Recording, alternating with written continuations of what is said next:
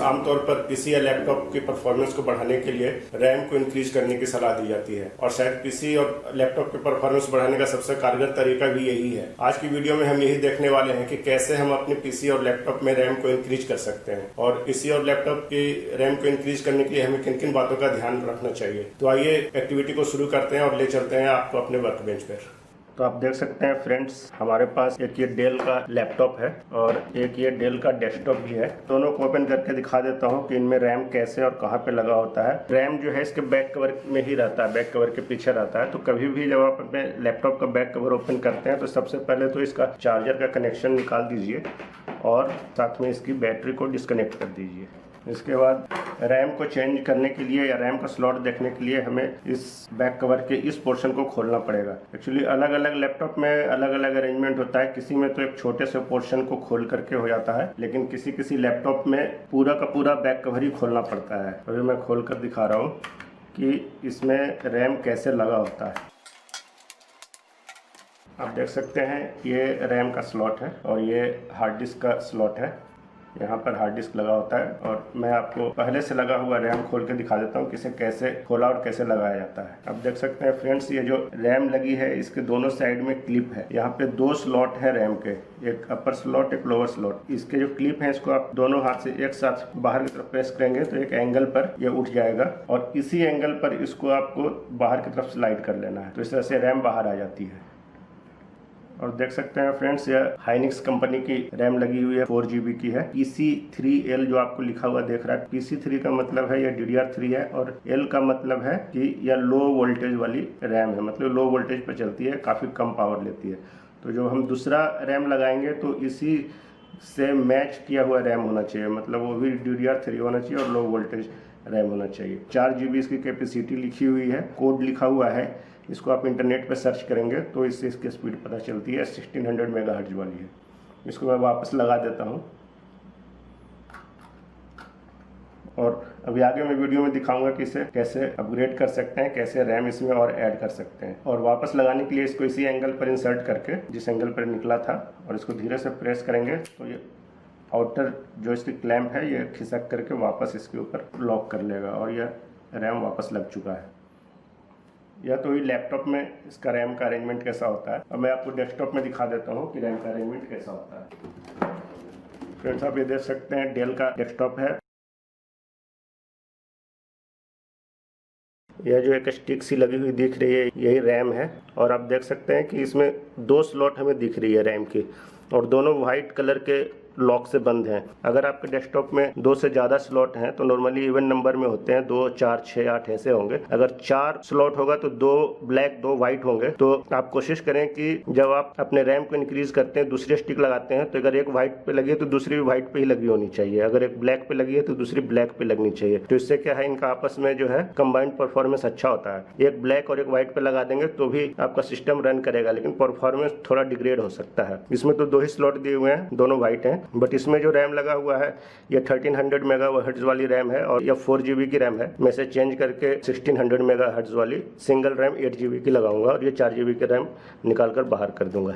तो फ्रेंड्स, अभी हमने यह देख लिया है कि लैपटॉप और डेस्कटॉप में रैम का लोकेशन कहाँ पर होता है और कैसे लगा होता है। अगर आप भी अपने पीसी या लैपटॉप की परफॉर्मेंस बढ़ाने के लिए रैम को इंक्रीज करना चाहते हैं तो रैम स्टिक को खरीदने से पहले और एक्टिविटी शुरू करने से पहले कुछ बातों को जान लेना जरूरी है। सबसे जो इम्पोर्टेंट फैक्टर है वो यह है कि पीसी या लैपटॉप का स्लो परफॉर्मेंस के लिए हमेशा रैम ही रिस्पॉन्सिबल नहीं होता है, बल्कि इसके लिए और दूसरे फैक्टर्स भी रिस्पॉन्सिबल हो सकते हैं। जैसे आपके पीसी या लैपटॉप में वायरस होगा और कुछ अननेसेसरी प्रोग्राम इंस्टॉल होंगे, मतलब जरूरत से ज़्यादा अगर प्रोग्राम डाले हुए हैं तो भी आपका पीसी या लैपटॉप स्लो चलने लगेगा।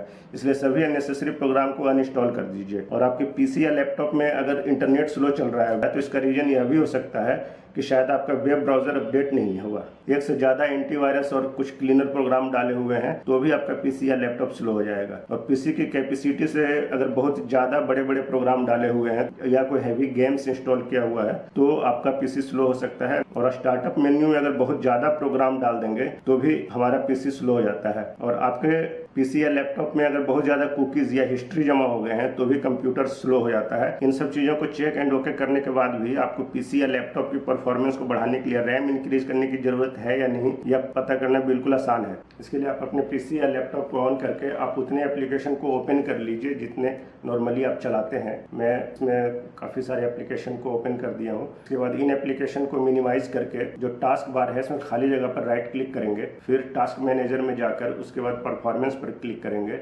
यहाँ पर आपको रैम की सभी डिटेल्स दिखेंगी। अब लेफ्ट हैंड साइड में मेमोरी टैब को चेक करेंगे। अगर यूजर्स 75% से अधिक रहती है तो इसका मतलब आपको रैम बढ़ाने की ज़रूरत है।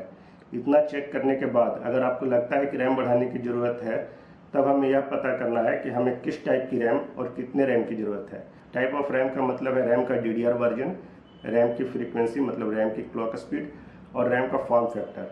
फॉर्म फैक्टर का मतलब है कि रैम का शेप एंड साइज़ कैसा है।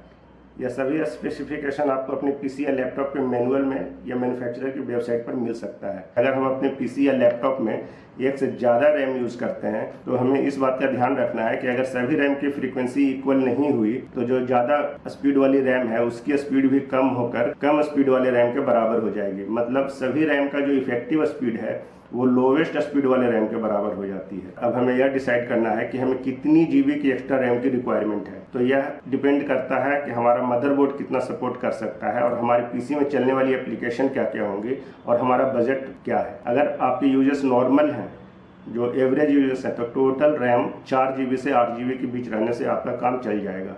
अगर आप वीडियो एडिटिंग या फोटोशॉप या कोई एडवांस गेम्स यूज़ करते हैं तो आप 8 GB से 16 GB के बीच रैम रख सकते हैं। इसके लिए भी आपको मदरबोर्ड की मैनुअल में स्पेसिफिकेशन चेक करनी होगी या कि यह कितनी मेमोरी को सपोर्ट करेगा, और या तो आप अपने चिपसेट के अकॉर्डिंग गूगल से भी पता कर सकते हैं।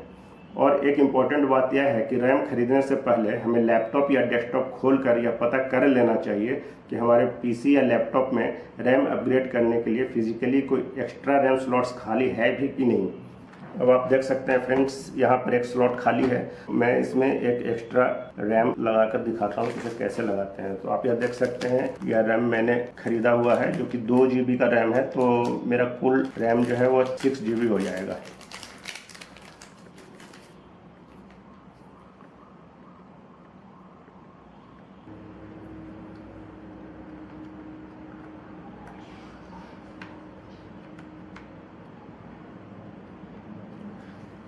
अब देख सकते हैं फ्रेंड्स, यह इस एंगल पर इसमें मैंने इंसर्ट कर दिया है। अब ये पूरी तरह फिट नहीं हुआ है। इस एंगल पर जाने के बाद इसको आपको धीरे धीरे प्रेस करना है, और जब आप प्रेस करेंगे तो ये बाहर वाले जो लॉक है आकर इसको लॉक कर लें। अब देख सकते हैं फ्रेंड्स, ये लॉक हो चुका है। और इसके सेट हो जाने के बाद बैक कवर को वापस लगा दीजिए। और अब मैं इसकी बैटरी लगा दे रहा हूँ, और फिर से मैं आपको ओपन करके दिखा दे रहा हूँ इसकी जो कैपेसिटी है वो कितना शो कर रही है। तो देख सकते हैं फ्रेंड्स, और रैम स्टिक लगाने के बाद यहाँ पे कैपेसिटी इंक्रीज हो गई है। आपको दिखा रही है रैम मेमोरी टोटल हो गई 6 GB DDR3 शो कर रही है, जो पहले 4 GB थी। मैं आपको डेस्कटॉप में दिखाता हूँ कि इसे कैसे चेंज किया जाता है। तो यहाँ से आप ये देख रहे हैं जो रैम स्टिक यहाँ पे लगी है स्लॉट में, इसको खोलने के लिए इसको जो दो साइड में लॉक होते हैं, दोनों लॉक को एक साथ आप प्रेस कीजिए बाहर की तरफ, तो ये आपका रैम बाहर आने के लिए रेडी हो जाता है, और ये बिल्कुल सीधा ऊपर ही आता है। ये जो रैम है मेरी, ये 1333 मेगाहर्ट्ज वाली है, 4 GB की है। इसे मैं चेंज करके एक सिंगल स्टिक लगाऊंगा 8 GB वाली नई रैम स्टिक है, और इसकी जो कैपेसिटी है वो है 8 GB। ये सिंगल स्टिक में लगाऊंगा क्योंकि वो 1333 मेगाहर्ट्ज वाली थी और ये 1600 मेगाहर्ट्ज वाली है। दोनों अलग अलग स्पीड है, तो इसकी भी स्पीड रिड्यूस होकर के 1333 पे चली जाएगी। इसीलिए वो 4 GB और ये 8 GB 12 GB हो सकता था, लेकिन मैं 8 GB लगाऊंगा क्योंकि जब उसके साथ ये रन करेगा तो इसकी परफॉर्मेंस लो हो जाएगी और ये लोअर फ्रीक्वेंसी पे चली जाएगी। इसीलिए मैं इसको सिंगल ही लगा रहा हूँ। और आप सेम आप देख सकते हैं यहाँ पे एक कट रहता है इस जगह पे। अगर आपको इंसर्ट करने में दिक्कत आए तो आप ये सारे कंपोनेंट को बाहर निकाल सकते हैं, बट मैं इसको ऐसे ही इंसर्ट कर लूँगा।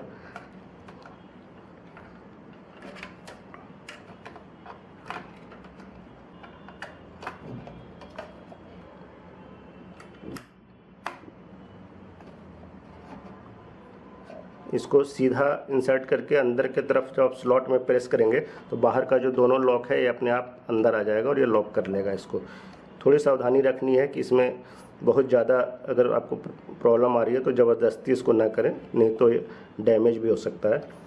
तो आप देख सकते हैं फ्रेंड्स, यह 8 GB की सिंगल रैम लग चुकी है 1600 मेगाहर्ट्ज़ वाली, और इसका रैम अब अपग्रेड हो गया है।